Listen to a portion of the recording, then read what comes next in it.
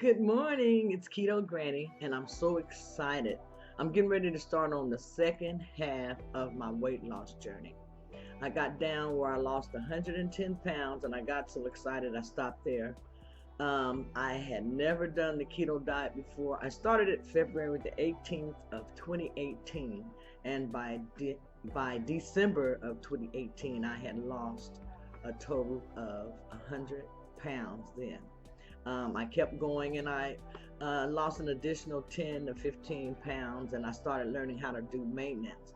I became concerned because a lot of people were talking about the keto diet was not healthy, um, and all of that stuff. I started listening to the hype. I listened to Jillian Michaels and several other people kept asking me, when are you going to stop the keto diet? You said you were only going to stay on it for a year. So I did stop doing the keto diet and I went more to low carb. But I wish I had have kept on doing it because I would have probably have reached my new goal by now, which is to get in the hundreds, to go below 200. And then also, I think my goal weight that I want will be somewhere around 160 pounds. So I'm aiming for that now. I stopped dieting once I found the keto way of eating. It can't be considered a diet, I don't believe. It has to be a lifestyle change in order to be successful. In order to be successful, you have to make it a lifestyle change. You can't just eat, how do I want to say, you can't eat and get into ketosis and then start adding in carbs, because all that's going to do is store fat. A lot of people think that they can eat keto style and then add in the carbs as they want, and they still expect to lose weight. It doesn't work like that on the ketogenic diet. You have to remain in ketosis, and as long as you are in ketosis, then your body will be burning fat and using fat for fuel. If you go back to low carb eating, then it will switch back to glucose and you will store some of the fats that you were eating. So you have to be serious in your endeavors of what you're going to do to get healthier and to be better. I like this way of eating because I've gotten healthier since I've started eating this way. I wasn't a person who liked to eat vegetables, not even when I was younger. So I tried to avoid veggies, just certain ones. I eat things like peas, green beans, little things like that, but not asparagus, not broccoli, not cauliflower. But these are things that I've learned to like and to enjoy and eat since I've been on a ketogenic diet, and they're part of my daily staples, I would say. So, eating on the ketogenic diet, I have learned that vegetables to me are very, very important. Vegetables provide me with my carbs, plus, they have other fantastic properties that help a person. You get your potassium, magnesium, all kind of good nutrients you get from your vegetables. So eat plenty of vegetables, not just on the keto diet, but on any diet that you have, or they should be a part of your normal diet. Vegetables. So vegetables, I eat certain fruits. The fruits that I eat are mainly berries, raspberries, uh, blueberries, strawberries. Those are my main ones. But I have eaten mulberries. I have eaten, I think the other day I tried some blonde raspberries. They were delicious. And so berries are the main fruits that I eat. I eat a lot of avocado. I've started to eat a lot of avocado. I am going to start eating at least one avocado a day because I have problems with my potassium. And so I want my potassium to be up for sure. So that's why I make sure that I eat a lot of vegetables daily. I take a medication that is, I don't want to say it's, oh, I take medicines. So I want to make sure that I take my medicines and that I'm eating accordingly and not where things interfere with one another. Now, I take a medication that is cumin, and if I eat too many vegetables, then it can interfere with my medication working to thin my blood properly. So there are certain vegetables that you should eat when you're taking Coumadin or warfarin on and you're doing the ketogenic diet. You can ask your doctor for a list of the vegetables that are more, I would say, keto friendly when you're on the warfarin medication, because there are many. And then also I eat a lot of spinach and everything. But if you eat your vegetables the same way daily and then get your medication adjusted accordingly, you'll be just fine while you're doing the ketogenic diet. There are times when I get off, and when I say I get off, my blood may get too low, or that may mean I'm eating too many vegetables, or for some reason things adjusted out and they'll have to adjust it back up again. There are times when I'm not feeling well and I don't eat as many vegetables, and then my blood will go too high, and then they'll have to adjust it back out. And so you want to always see your doctor if you're taking medications, and coincide your diet with your doctor.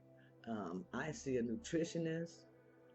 I see my nutritionist at least once a year, and I go to my doctor anytime I have questions or anything, just to straighten out everything or to ask questions and to learn. And my nutritionist gives me a lot of information also. It wasn't getting any better by just taking a bunch of medication.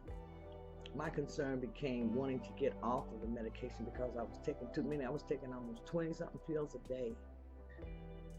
So now I have reduced those down to just 1, 2. So now I think I've only reduced my pill consumption down to 3 to 4 pills a day. And that's with my certain things I still have to take, which the doctors are wanting to take me off of some of the medications, but I'm just wanting to stay on them just a little bit longer just to make sure that things are right. So I'm starting on the second half of my weight loss journey. I'd like for you to join me on this, the second half of the journey also. You need to start getting prepared, and you know what that means: getting your cabinets together, getting the right foods that you'll eat, get ready to start exercising and walking, because that's a part of the process also. We also want to tone as we're losing so that we don't have so much loose skin. Now, I knew starting this journey I was going to have loose skin, but that I did not let that stop me from starting my weight loss journey. So I know now a lot of the weight that I have has to do with some of the skin that I probably, loose skin that I have. But I still feel much better. I look much better. And I love the changes that I'm seeing. So I'm going to take my weight, my measurements, take before and after pictures, and take them front, back, and the side. And if you need some little things to help you on your diet process, you can get, say, a jar, fill it with some type of stones or gems, and an empty jar. And as you lose pounds, you can just switch that over. Sometimes the visual process helps people achieve their goals a lot better. So you can come up with a lot of visual things to help you in losing weight also. So I want to say, get ready to join me on the second part of my weight loss journey. I really would like for you to go with me, and we can lose some more weight together. I've already lost 110, 115 pounds that I've been maintaining. So I'm getting ready to weigh in. And once I weigh in, we're getting ready to start again. And my goal this time will be, I'm aiming for about 175 pounds. If I don't, actually, I'm going to let my body tell me how much weight to lose and when to stop. That's what I did this time. And when I got here, I felt so great at the point that I'm at now, and I still do. But I want to get healthier. People tell me you don't look like you weigh 225 pounds, but I do. And so I want to get under 200.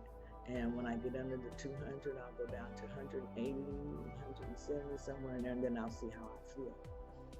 I remember back in college, I weighed 147. I don't know if I want to be that little again, but we're going to see just where this journey takes me.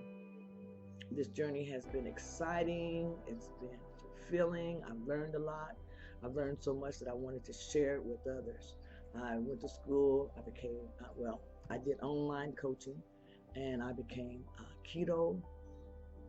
I became a certified keto and intermittent fasting coach by the Berg method. Now, Dr. Eric Berg is a great, great teacher, and I follow him. That's where I got a lot of my knowledge to start with about the keto diet, and then I went from there to my doctor, and I've listened also to a Dr. Ken Berry. He is an excellent teacher also in regard to the keto diet. So get your information, do your research. If you want, I gladly follow me on Keto Granny. I have a Facebook. I have a YouTube channel, which you're probably seeing this video now, but please like, share, and subscribe.